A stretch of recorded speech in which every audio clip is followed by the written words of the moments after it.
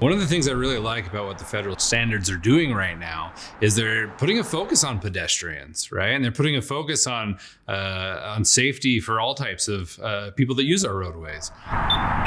One innovative solution that's been around for a while is the hot crossing.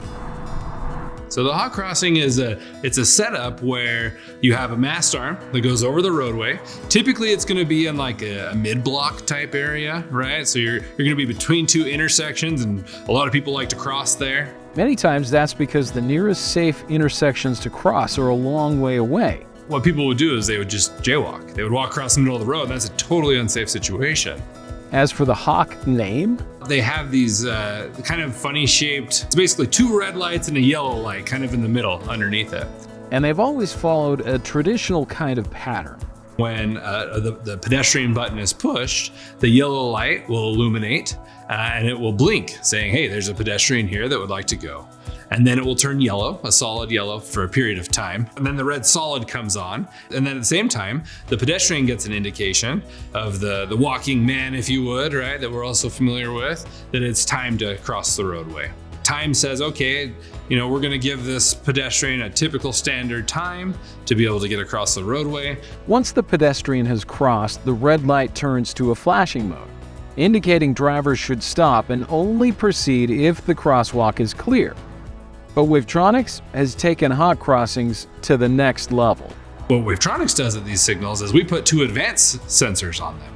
And so one advanced sensor will shoot down the roadway one way, one will shoot the other way, and then we look for an opportunity to find a safe gap in the cars to be able to allow those pedestrians to cross. If there are cars coming, the crossing doesn't automatically turn on, so drivers aren't caught in that dilemma zone, wondering if they should gas or brake at the light.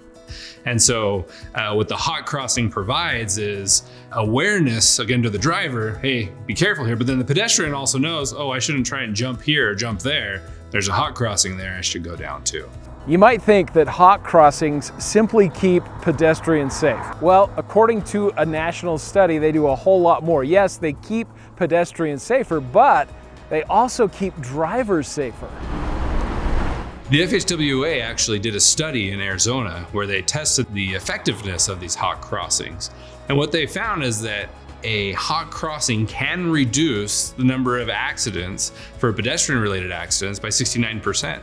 And then for all crashes in that area were lowered down by 29%. So pretty significant in the effectiveness when adding these at those mid-block or curved road type crossings. To learn more about Wavetronix solutions, visit wavetronix.com or schedule a digital traffic lab with one of our traffic specialists at wavetronix.com/lab.